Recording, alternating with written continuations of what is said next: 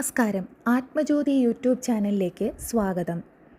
ഒരു മഴത്തുള്ളിയുടെ മൃദുസ്പർശം പോലെ കർക്കിടക മാസം നമ്മെ ദൈവീകതയിലേക്ക് വിളിക്കുന്നു.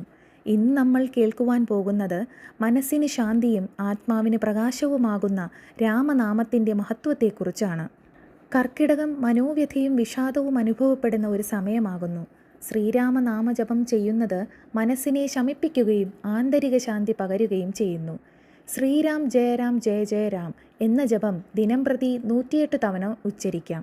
ശാസ്ത്രപരമായി നാമജപം ശരീരത്തിലെ നെഗറ്റീവ് ഊർജ്ജങ്ങൾ നീക്കുകയും രോഗപ്രതിരോധശേഷി വർദ്ധിപ്പിക്കുകയും ചെയ്യുന്നു.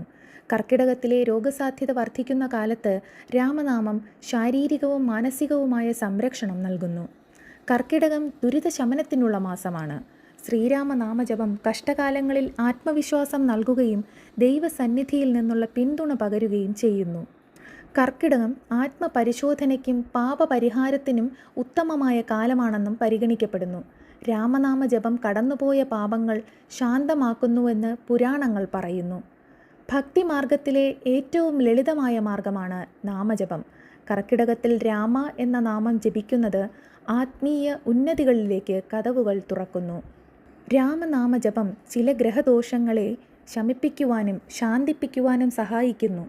വ്യക്തിയുടെ ജാതകത്തിൽ ദോഷങ്ങളുള്ളപ്പോൾ കർക്കിടക കാലത്തെ ജപം അതിന് തികച്ചും ഫലപ്രദമാണ്.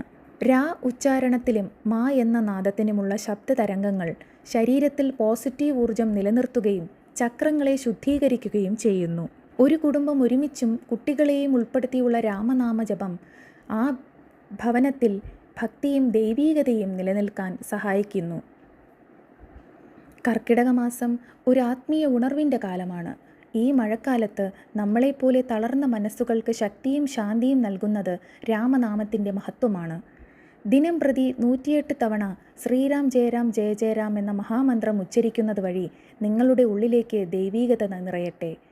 ഭയങ്ങൾ അകറ്റി ആത്മവിശ്വാസം പകർന്ന് ആത്മശുദ്ധിയിലേക്കുള്ള ഒരു വഴി തുറക്കട്ടെ. ഓർമ്മിക്കൂ, രാമൻ എൻ്റെ കൂടെയുണ്ട് എന്ന് വിശ്വസിക്കുന്നതിന് പിന്നിൽ ഒരു അനന്ത ശക്തിയുണ്ട്.